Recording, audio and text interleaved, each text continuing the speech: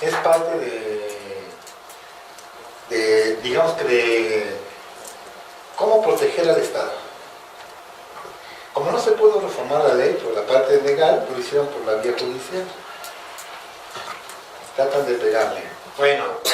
Pero si te das cuenta, el razonamiento que toma el colegiado es totalmente desafortunado, porque hace una mezcolanza entre la disposición del 15A en materia de ley federal de trabajo en relación con materia de ley del IVA, porque para empezar, en materia de impuesto al valor agregado, no hay que perder de vista que la prestación de servicios está grabada.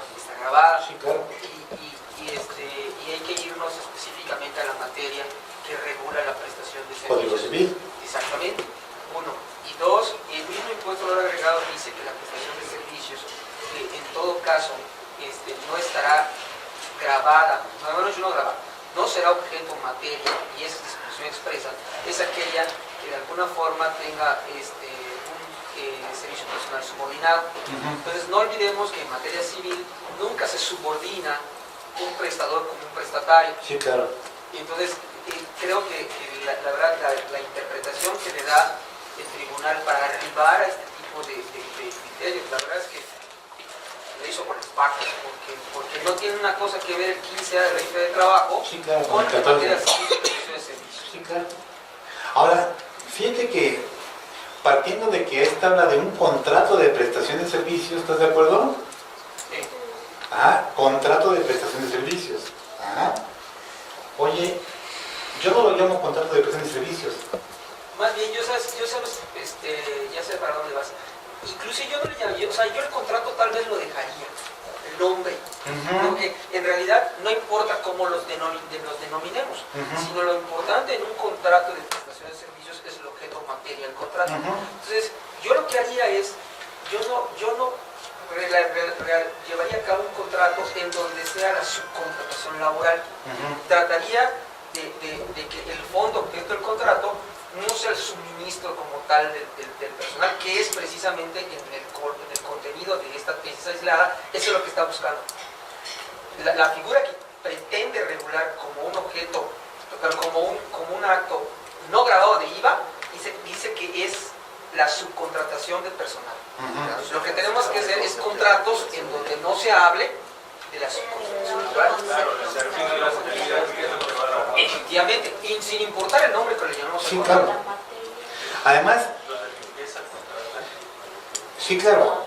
Y no es prestación de servicios desde la esfera, si lo observamos desde la esfera civil, no es una prestación de servicios, de verdad, Si tú vas al 75 del Código de Comercio, donde están los actos de comercio que la ley reconoce como tal, y buscas la fracción quinta, vas a descubrir qué interesante es ese acto de comercio.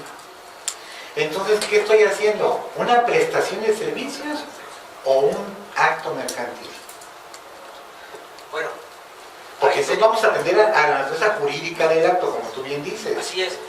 Sin embargo, en materia de prestación de servicios que tiene su origen en el Código Civil, lo que pasa es que cambia la connotación del contrato, o sea, más bien la aplicación de materia del contrato por las personas que intervienen en el contrato, o bien porque el objeto materia del contrato no es de índole civil, sino de índole mercantil, en los términos del Código de Comercio. Y por ahí podemos sacarlo.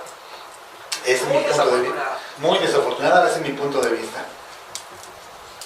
Yo creo que va un poquito más allá de esas tesis que sacó el colegiado, porque de la ejecutoria, no sé si darle una lectura a la ejecutoria que da origen a esta tesis, deja un poquito a un lado si es subcontratación, si es prestación de servicio, sino que trata de vincular, como lo dice ahí, a una doble subordinación, y que inclusive mete un criterio de la Corte para hacer notar esto, ¿no? La Corte ya determinó que hay una doble subordinación. ¿Por qué? Porque tú como prestador de servicio, los das de alta, das las órdenes, los suministras y les dices dónde van a prestar el servicio. Y tú como beneficiario de los servicios, ¿lo vas a supervisar? Lo supervisas y le dices, muévete para acá, muévete para allá. Entonces sí existe una doble subordinación. Es ahí, ¿no? la ejecutoria también mete la corte para sustentar su tesis. Entonces, te dice, ¿sabes qué? Como hay una doble subordinación por parte de los dos, hay un trabajo subordinado, ¿vale? Por lo tanto, te colocas en el supuesto del 14. Supuesto, exactamente. Entonces, si nosotros también facturamos nada más, en vez de suministro de personal, elaboración de cajas de cartón, ¿no? Ya sería el servicio como tal, ya no sería el suministro. Yo creo que el SAT ahí volvería a aplicarnos el mismo criterio. No estás suministrando personal, pero estás pagando trabajadores a través de un tercero. Y la ejecutoria dice, es que aquí hay un tercero, el tercero, o sea, el prestador del servicio, lo único que hace es pagar a los trabajadores. El pago que tú deberías de hacer, patrón, lo estás haciendo a través del tercero. Es lo mismo, me dice, que le pagaras tú. Pero entonces implica una complicación más grave que también hay que buscar, como dice, una posible salida. Porque entonces, bueno, le voy a quitar el IVA a las facturas, ¿sale? Como prestador de servicio. Luego, ¿qué tratamiento fiscal le voy a dar yo como beneficiario? Esa factura entonces que la voy a deducir en un 43 o un 47 o un 53. Digo, ¿qué tratamiento? Yo outsourcing. Entonces, a ver, SAT, ¿me vas a devolver el IVA? Porque esa tesis sale de una devolución de IVA de 200,000 pesos. Entonces, yo creo que hay que buscar, no sé, si el concepto o el contrato, tratar de ubicarlo más en un supuesto de evitar que sí es un servicio, ¿no? Establecer que existe un reclutamiento, una selección, un suministro, y obligar al SAT a que desvirtúe que el pago que estamos haciendo a los trabajadores, porque él dice, es que todo el dinero que te paga el prestador del servicio lo utilizas para la nómina. Lo utilizas para la nómina. Y no, espérate, no es cierto. Sí, claro, si yo ocupo el esquema de sindicato, yo nada más le pago al trabajador un salario o dos. Y el demás es al sindicato. El demás también es mi comisión. El demás es el SUA. Entonces, a ver, la maquila de nómina. La maquila de nómina. ¿Por qué me dices que todo ese salario, y así lo dice la ejecutoria, ¿no? Es que ese salario se destina a pagar a los trabajadores? No es cierto. Entonces, demuéstrame que los 100,000 pesos que me mandaste de nómina se fueron íntegramente para pagar. Y a lo mejor te compro tu criterio, ¿no? Pero si nada más me vas a poder demostrar que 25,000 pesos, bueno, primero demuéstramelos y entonces dime que los 25,000 no son efectos a IVA. Entonces, yo creo que nos viene a complicar mucho esta tesis. Sí, claro. Hay que buscarle el tema de... Muy, comento y lo decíamos, es una tesis muy lamentable, ¿no? Sí, muy mal el concepto, ¿no? muy mal el concepto. O sea, inclusive como bien comenta, una cosa dice la ejecutoria, incluso no tiene ninguna relación con lo que es el contenido que trae, porque si bien está tomando el tema de una doble subordinación, lo cierto es que como medios de prueba que nosotros tenemos, y eso en materia procesal, el que afirma está obligado a probar. Si ella afirma que las cantidades que me pagó, en su caso, el cliente son exclusivamente para concepto de sueldos, como dice, hay que probarlo. Más sin embargo, no hay que dejar el tema de volver a analizar el concepto objeto materia del contrato, cuidar que no sean todas las actividades, tal vez ya no decir, porque es muy común y se nos hace más fácil poner en las facturas suministro de personal administrativo, suministro de personal de ventas. Pues lo que hay que hacer es que los comprobantes tengan más sustancia, concepto. Deben existir probablemente bitácoras, entradas, el contrato debe establecer la cuota por hora. Todo eso, al final, en materia contenciosa, son elementos de prueba, que aunque digamos, es que eso no sirve ahorita, ahí lo vemos en el contencioso. No, tiene que ser desde ahorita. ¿Por qué? Porque de alguna forma, si bien le vamos a pasar la carga de la prueba, eso no quiere decir que después no tengamos que probar. Sí, claro. Y realmente yo considero que no hay una doble subordinación, porque no olvidemos que en términos de la Ley Federal de Trabajo, que hace alusión a este artículo de la Ley del Trabajo, no hay que olvidar que dice que una relación de subordinación es aquella que se da entre persona física y una persona moral, o una persona física y una persona física. Y entonces no me puede establecer un nuevo criterio, o sea, un nuvo supuesto jurídico de subordinación cuando solamente existe uno regulado en la Ley Federal de Trabajo. Así es, así es. El artículo 8 lo dice claramente, ¿no? La Ley de Trabajo. Muy desafortunado, pero creo que eso no debe trascender demasiado, pero bueno, habrá que tomar nuestras precauciones con bien correctas. Sí, ¿no? Yo diría que hay que ir previendo cuál va a ser el criterio, ¿no? Que va a seguir, en este caso, los tribunales, ¿no? ¿Andé? Sí, ¿no? Y además hay una segunda ya, ¿eh? Ahí vienen, puede tener una segunda sentencia en el mismo sentido, ¿eh? O sea, eso me comentaron. Para los de Guadalajara. Sí, ¿verdad? Esa jurisprudencia va a obligar allá. Sí, ¿no? Digo, si es que se Obligaría, sí. Bueno, a Jalisco. Así es, a la circunscripción que le corresponde a los colegiados, ¿no? A ese lo obligaría. Sin embargo, sí, es correcto lo que dice, le corrigió un poquito la plana, porque no sé si habían visto que en materia de devoluciones, cuando pedíamos devoluciones de estados a favor de IVA en materia de outsourcing, siempre nos salía con eso, nos decía que en términos de 15A. Sin embargo, al momento de irnos al contencioso administrativo, la salida que le buscábamos era porque no sabe fundamentarlo. Decía es que en atención al 15A, entonces lo que nosotros decíamos es, no me puedes aplicar el 15A ¿sí? de manera directa, porque el 15A, que es Ley Federal de Trabajo, e IVA, que es en materia fiscal, no me puedes aplicar este artículo a menos que en la materia fiscal no me demuestres que no hay un artículo ¿sí? que me hable del concepto o bien que lo omita. Entonces es donde entra la supletoriedad del derecho federal común. Entonces, como no podía probar que en términos de las disposiciones fiscales no había un concepto y que como consecuencia de ello la llevaba a la aplicación del derecho federal común, pues sabe fundamentarlo, entonces lo aplicaba de cajón. Entonces normalmente en nuestros juicios decía, o sea, se resolvía de manera lisa y llana, porque dices, no puedes aplicar en automático el 15A hasta que no me demuestres por qué lo aplicas. Entonces, aquí en el colegiado corrige la plana, ¿sí? Se la compone, le hace el favor, abre la brecha, pero aún así creo que no lo resuelve en su totalidad, ¿no? En su totalidad. Sí, porque el colegiado le dice, no, espérate, actor, no está aplicando la Ley Federal del Trabajo de manera supletoria, no está aplicando el 15A de manera supletoria, únicamente lo está utilizando para definir el tema de outsourcing o subcontratación. Y como no está previsto en las normas fiscales la definición de subcontratación, únicamente utilizó como referencia. Sí, pero no te la aplicó, sí, o sea, el colegiado ahí estuvo, o sea, puta, no sé qué bono le ofrecieron, o sea, le puso, tendió, pero bueno, vamos a ver. No, y además, como bien dicen, están muy atinados los dos, se me hace que por aquí pues hay una situación antijurídica, ¿no? Porque está creando una hipótesis que no puede crear.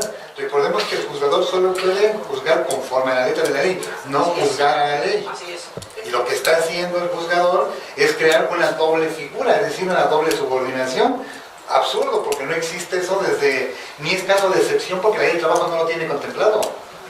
Si eso lo hubiera contemplado el 15A, me queda claro que lo hubiera dicho. ¿Estás de acuerdo? Claro, claro. En estos casos operará una doble subordinación. Entonces sí me someto. Así es. Y eso entre comillas, porque como bien dicen, la prestación del servicio sí se materializó. Por lo tanto sí debe de causar IVA porque se presta un servicio. A lo mejor, ¿cuál sería la parte? Vamos a pensar de manera, ahora sí que como abogado del diablo. ¿Qué te parece? Bueno, ok.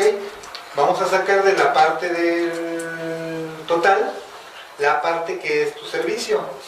Y eso sí te lo voy a grabar, o sea, eso sí te lo voy a permitir que me lo cobres.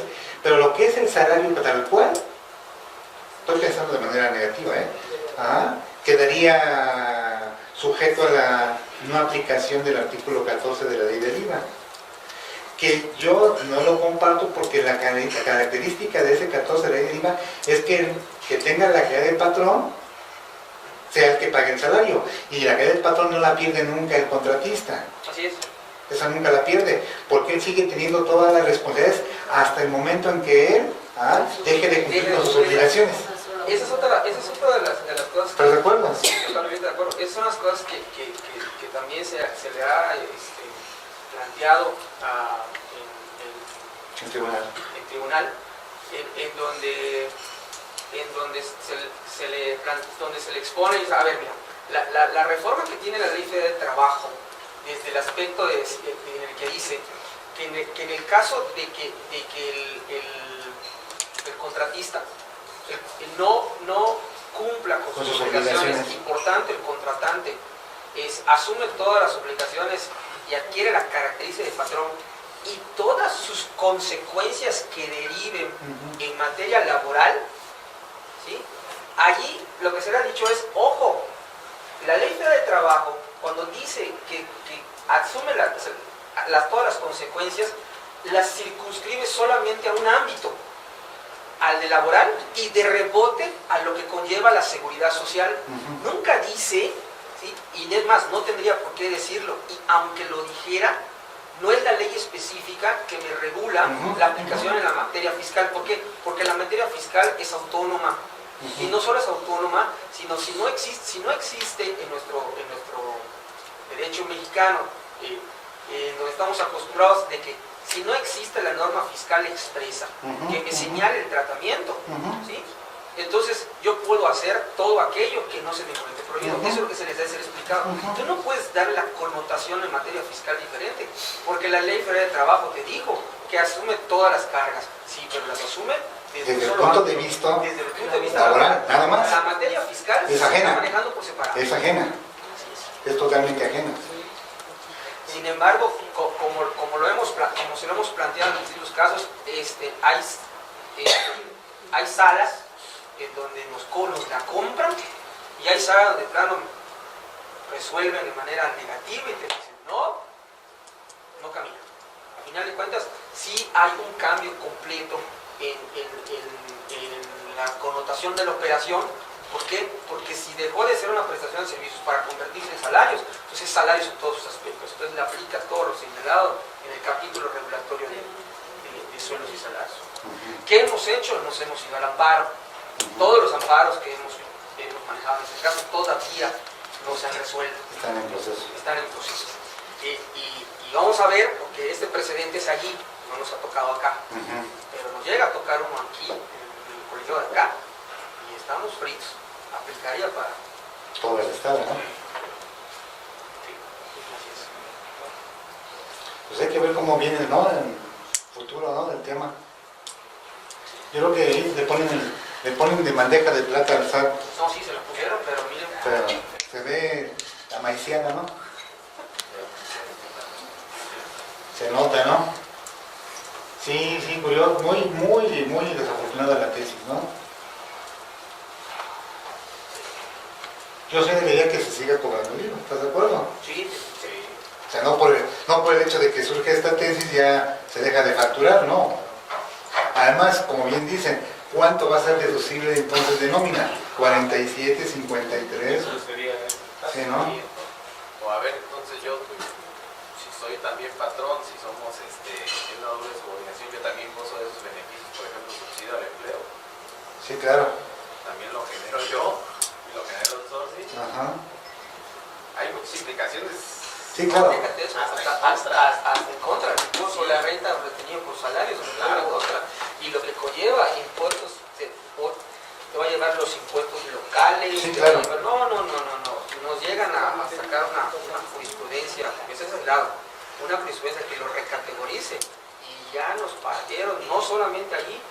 Va a venir seguridad social, tan es así que salarios que pagan las cuotas, y los municipios van a decir, tan es así que salarios que debes el impuesto local, no, va a volver esto una cascada horrible. Sí, sería una doble tributación técnicamente, ¿no?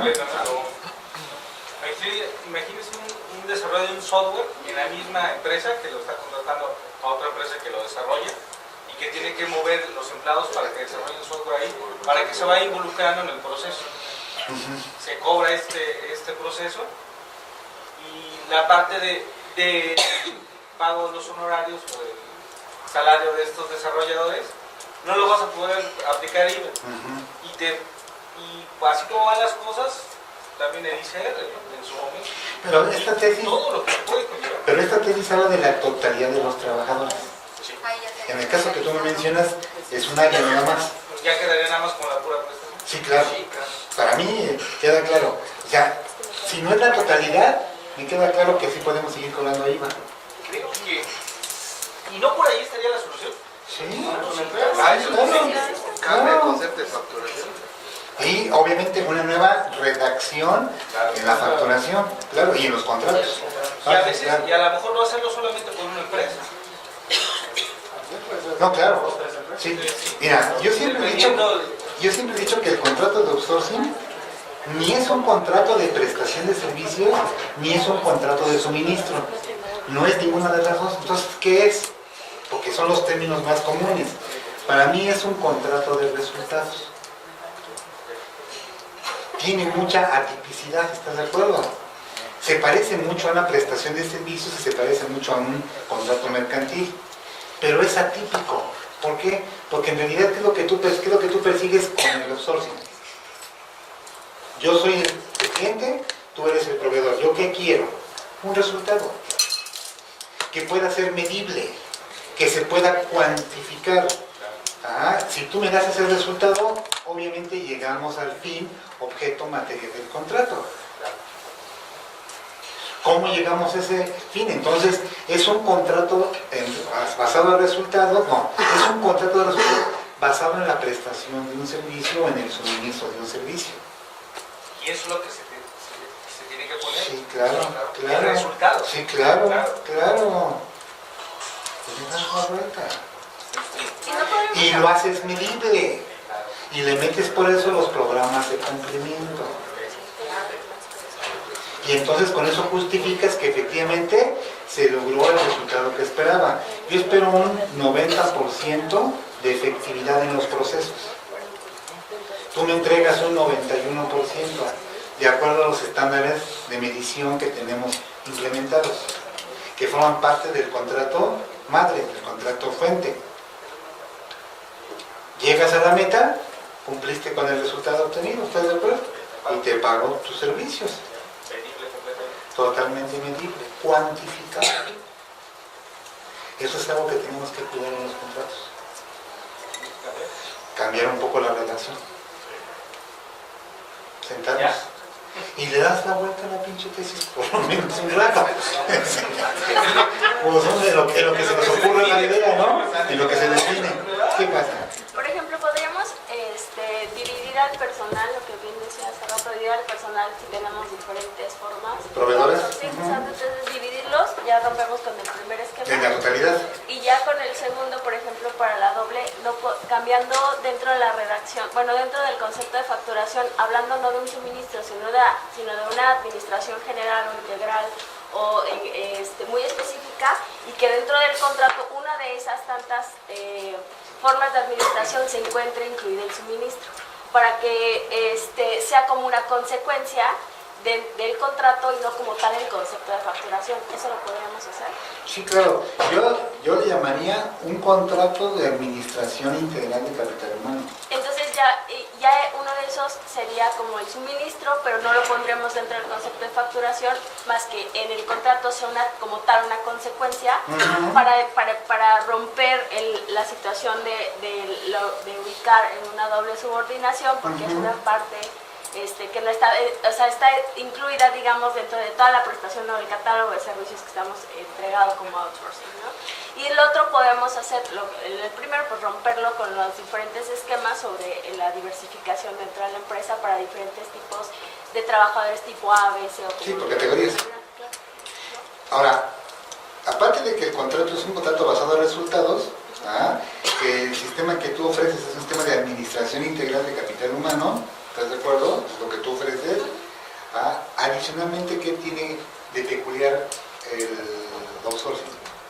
Es que, por ejemplo, en una de las tantas administraciones, por ejemplo, se puede dar, además del suministro, podemos hacer la maquila, además podemos el servicio especializados en alguna situación en reclutamiento, selección, en contratación, asistencia legal de los trabajadores, etcétera, ¿no? Entonces, dentro de tantos esos rubros que podemos desglosar dentro de la prestación del servicio, una de ellas podemos poner el suministro, entonces ya como que es una consecuencia de una parte contractual, ¿no? O sea, dentro del catálogo de la administración integral del recurso. ¿Te acordarás? Ya que lo tocas, ¿te acordarás del 15A de la Ley del Seguro Social? Sí. ¿Te acuerdas que cuando se reformó eso en 2009, el 9 de julio, puso un candadito especial? Yo creo que si hubiera sido acertada la disposición del juzgador, debió haber no nada más visto a la Ley del Trabajo, debió haber visto también la Ley del Seguro Social, para hacer una correlación, ¿estamos de acuerdo? Obviamente se ve que no la hizo. El 15A tiene una característica muy interesante, no sé si la recuerdas. Para que haya responsabilidad solidaria en materia de seguro social, hay una condición que establece la ley del seguro, ¿no te acuerdas? No. 15A. Ahorita lo vamos. No trae pila, no trae pila. O sea, que el outsourcing no cumpliera con su No. Hay una condición muy peculiar, acuérdense, hagan memoria, lo tienen que saber, y más si hacen outsourcing.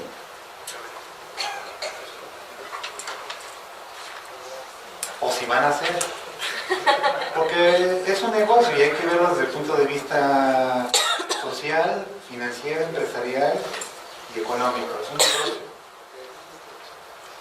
Acuérdense.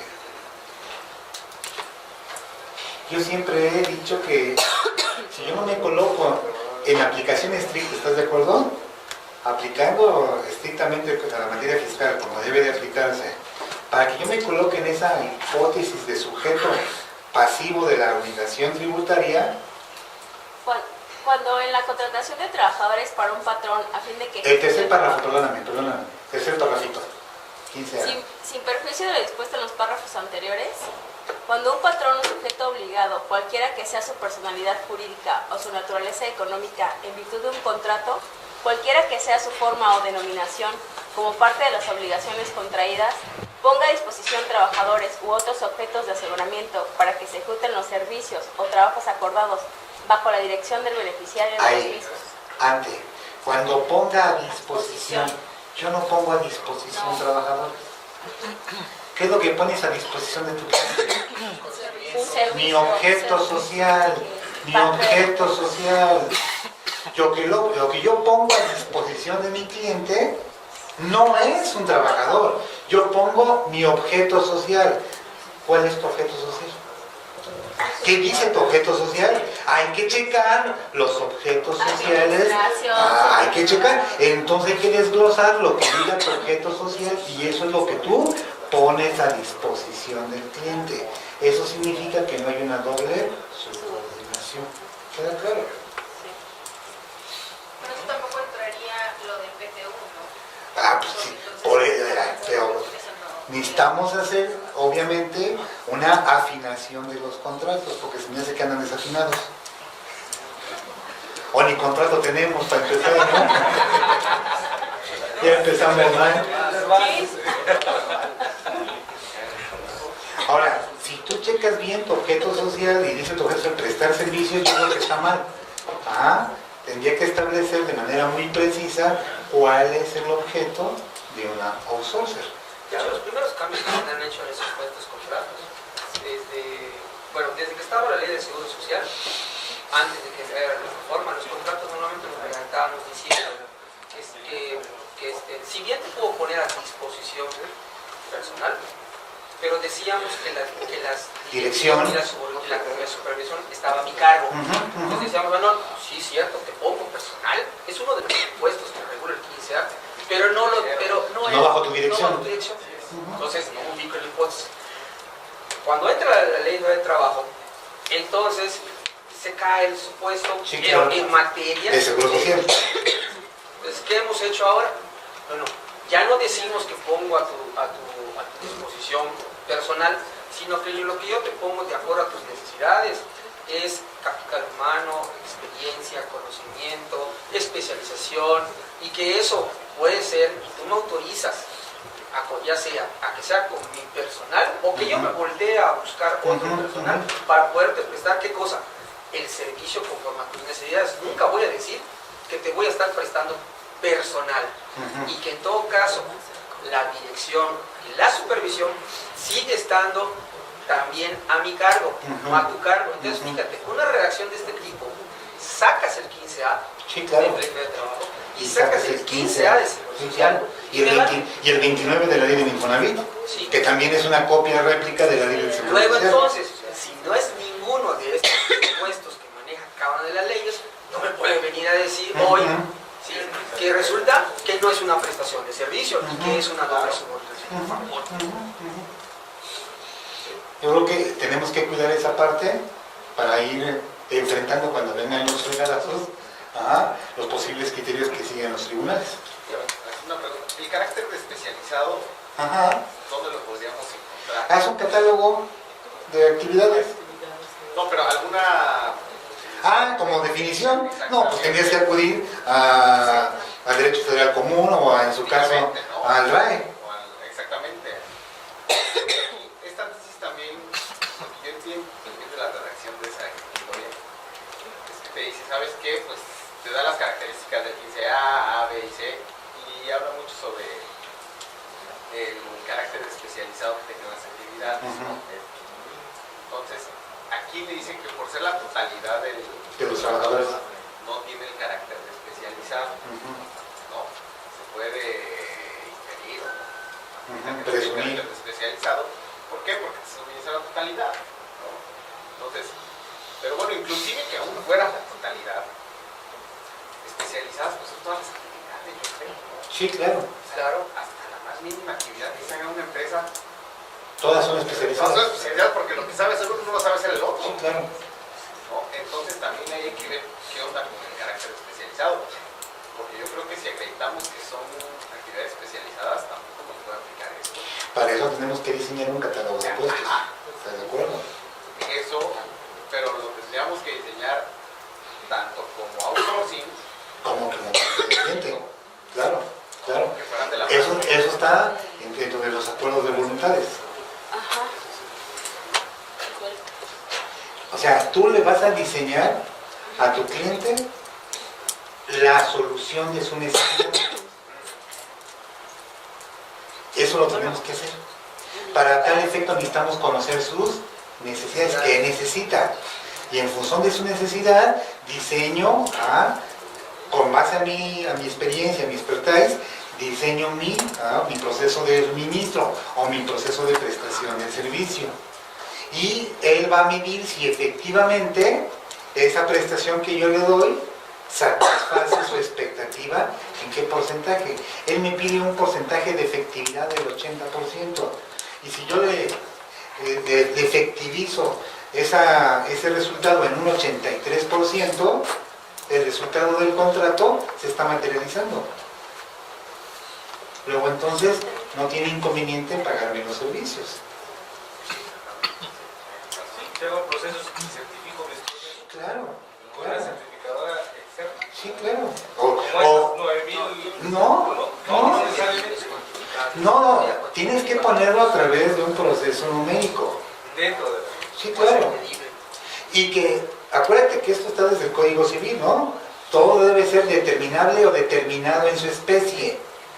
Entonces, si tú lo determinas en cuanto a su especie, o es determinable en cuanto a su especie, prácticamente estás cumpliendo con ese requisito de la existencia y validez del contrato. Pero necesitas determinarlo.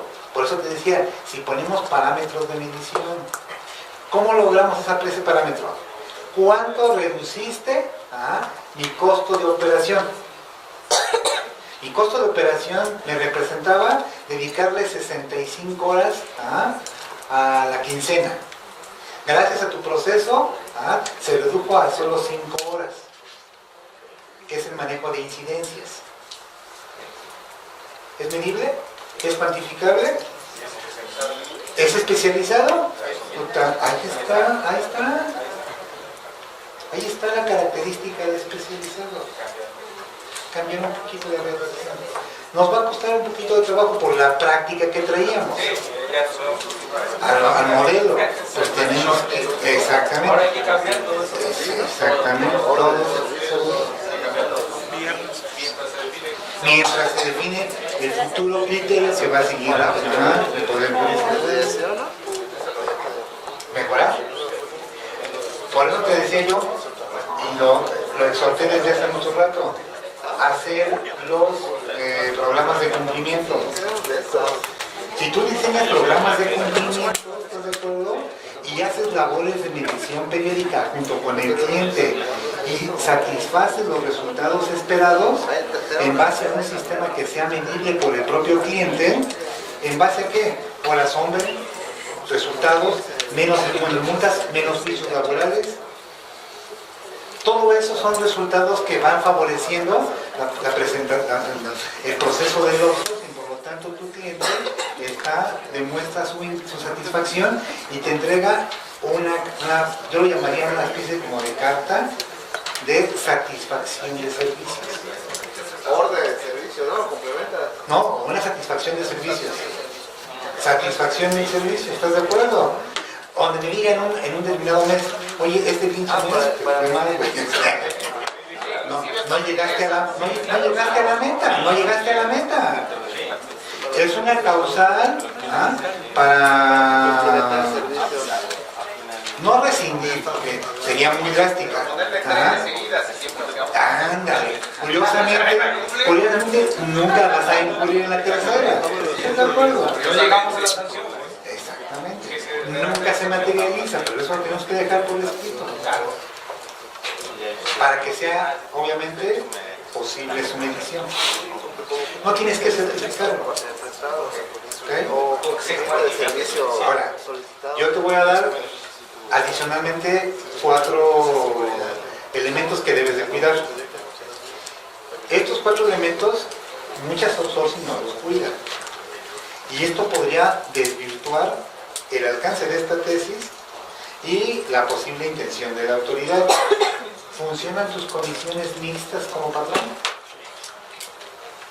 Las tuyas. Tú eres el proveedor.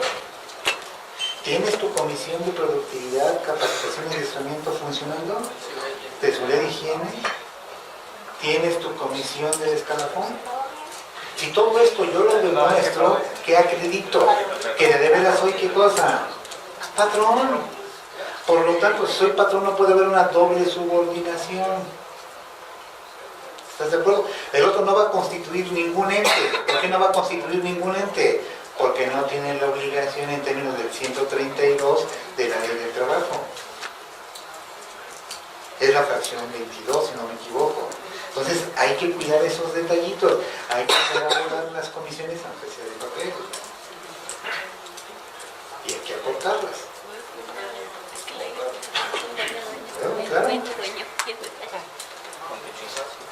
Sí, ¿verdad? Sí, ¿verdad? Sí, ya por lo menos 28 gramos, ¿no? Es un churro. Es un churro. De hecho son 3.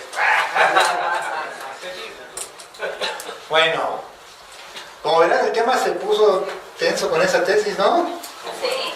Sí, vamos a ver qué va a pasar. Bueno, vamos a cerrar con ¿qué tipo de remuneraciones podemos manejar? Bueno, pues recordemos que todos los clientes adquieren bienes o productos o reciben servicios, ya sea que paguen en efectivo o a través del sistema financiero. Bueno, muchas veces, ¿qué es lo que quieren los dueños? Billetes, ¿no? ¿Y de dónde los va a obtener? ¿Qué es una remuneración inteligente? Bueno, me estoy yendo un poquito más rápido por cuestiones del tiempo. Obviamente, ¿se acuerdan de lo que les dije de la estrategia? ¿Qué es lo que quieren las personas físicas? Estudiar las alternativas legales, los medios de convicción en materia fiscal, selección del esquema de remuneración adecuado a las necesidades y características de las personas, los soportes documentales y el seguimiento que hay que darle. Y miren más o menos, ¿qué podríamos tener? 3 tipos de remuneración de manera muy global. a trabajadores, ejecutivos y empresarios. En el caso de trabajadores, tenemos la previsión social. Oye, pero está topada, ¿no? ¿En cuanto a qué? En cuanto al gasto. Por lo del 4753, pero tenemos el amparo como alternativa. Los están concediendo. No sé cómo les ha ido con la previsión, ¿eh? Sí, ahí sí, están en revisión. Ajá. Porque la autoridad los atrajo. ¿Qué pasa con los alimentos laborales? Del artículo 30 y del artículo 28 de la ley del trabajo. No hemos checado esa hipótesis. Hay que ver ese caminito. ¿Qué tal salarios más prestaciones por fideicomiso laboral? Sí, claro. Es una opción. La que no le gusta al SAT, riesgos de trabajo. Pero, no, pero está muy bonita. A ver, no, pero hay que hacerla bien. No nada más que funcione. A ver si pueden checar en internet. Reglamento Federal de Seguridad y Salud en el Trabajo, por favor. Las 3 enfermedades de trabajo más nuevas y más recurrentes. No reconocidas por la ley mexicana, pero sí por la OIT.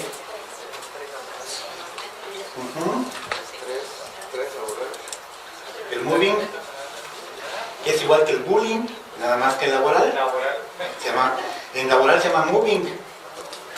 A nivel coloquial lo conocemos como el bullying, pero hay moving.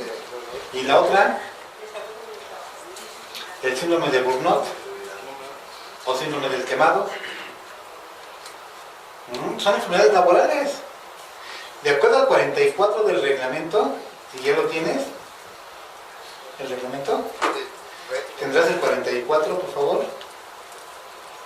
Este reglamento, acuérdense que se publicó en 2014, entró en vigor en 2015, en febrero. No hemos tal vez recorrido sus artículos. 44. Sí, por favor. Disposiciones organizacionales para la seguridad y salud en el trabajo. Por favor. En el presente capítulo se establecen las disposiciones organizacionales para la seguridad y salud en el trabajo de carácter general que deberán observarse en los temas siguientes. Deberán observarse, o sea, huele a obligación. Cuando la ley, el reglamento me dice deberá, me queda claro que un reglamento no manda, pero este reglamento parece que lo voy a obedecer. Deberé observar si me conviene. Fracción primera. Comisiones de seguridad e higiene. Me lo brinco. Fracción segunda.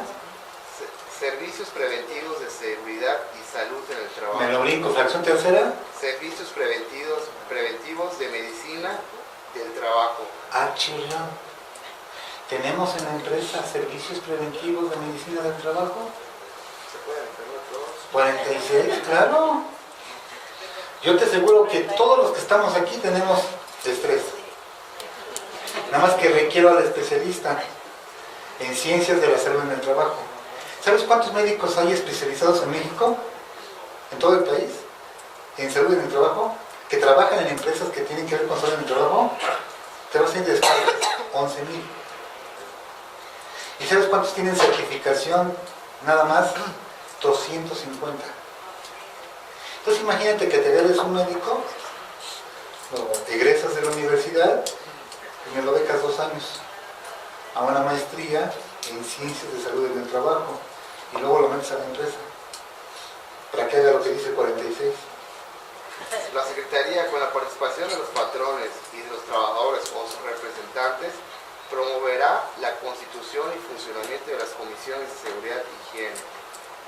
Para cumplir con lo señalado en el párrafo anterior, la Secretaría podrá solicitar el auxilio de las autoridades laborales de las sociedades federativas.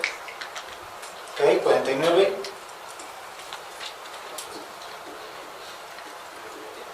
Para la prestación de servicios preventivos de medicina del trabajo, los patrones deberán... No me gusta la palabra. Deberán. Huele a obligación. Sí. ¿Qué deberán? Fracción 1. Contar con servicios preventivos de medicina del trabajo que podrán ser proporcionados de manera interna o externa. En este último caso, a través de instituciones públicas de seguridad social. ¿Tú irías al IMSS a hacer ese tipo de servicio? ¿Para qué? Si te dice que lo hagas de manera interna. Entonces, ¿qué tal si tienes tú tu médico del trabajo en tu propia empresa, en tu propio outsourcing? ¿Lo estarán haciendo? Si agarra y me dice la verdad, es que hay una doble subordinación, estás como dañada. Si soy patrón en todos los ámbitos, tengo hasta mi médico del trabajo. Estoy cumpliendo con el 44 y 49 de él. Hay que cuidar todos esos detalles para poderle desvirtuar a la autoridad que no estamos jugueteando, que no estamos simulando. Yo sé que nos vamos a llenar de más trabajo, pero el negocio no vale, ¿estás de acuerdo? Si queremos que esto siga siendo negocio, ¿qué tenemos que hacer?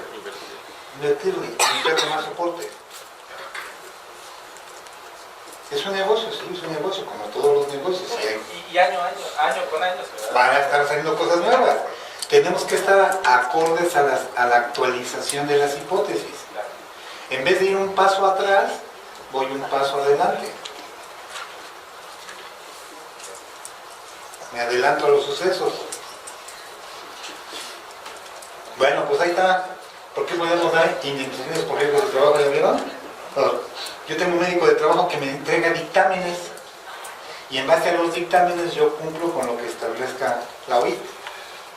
Para eso tomo los tratados internacionales, incluyendo la Convención de Viena, la madre de todos los tratados, o la ley sobre tratados, que es la Convención de Viena. Oye, la que decía el criterio no vinculativo y las prestaciones sindicales, que ya quedamos que siguen siendo todavía utilizables, no le gusta a la autoridad, pero bueno, ya veremos.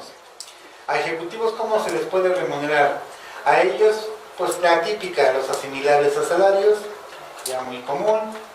¿Qué pasa con los rendimientos de sociedades civiles más ingresos en servicios? ¿Se acuerdan del artículo 90 de la ley de renta, no? Ese artículo me gusta, ese no me gusta para la tropa, ese me gusta para intermedios. El 90 de renta nos dice claramente cuándo se dan los supuestos de los ingresos. Dice, se consideran ingresos en efectivo, en bienes, en servicios, en los casos que señale esta ley. Si te doy un ingreso en servicios, pero es en los casos que no señala la ley, ¿en qué se convierte para ti? Un ingreso no objeto. Eso se llama ingresos en servicios. Ingresos no objeto que puedes utilizar para remunerar a tus ejecutivos. Por ejemplo, las cooperativas, ¿no?, tan perseguidas y odiadas, no dejan de ser una excelente opción. Los rendimientos de sus cooperativistas, más los fondos de previsión social, más los intereses sobre aportaciones, más acciones de trabajo, más reembolsos de capital. Ingresos. Vas por todas las canicas, ¿estás de acuerdo? Pues sí. Esto hay que ponerlo ¿en dónde? En las actas, en los estatutos de la cooperativa. Los alimentos tan odiados por el fisco, los de la sociedad civil universal, los donativos y los usufructos que pueden ser aprovechados muy bien. Y para dueños, ¿se acuerdan de los intangibles? ¿Qué les parece si hacemos? Voy a imaginar que tú, ¿no?, diste para explotación la marca. ¿Dónde está el contrato de licencia de uso? ¿Y dónde está la marca en tu patrimonio? debe estar... Entonces vamos a hacer algo muy interesante. Como no tienes actividad empresarial, sino eres nada más accionista, ¿qué te parece si presentamos un balance patrimonial donde aparezca que tienes derechos de titularidad de una marca?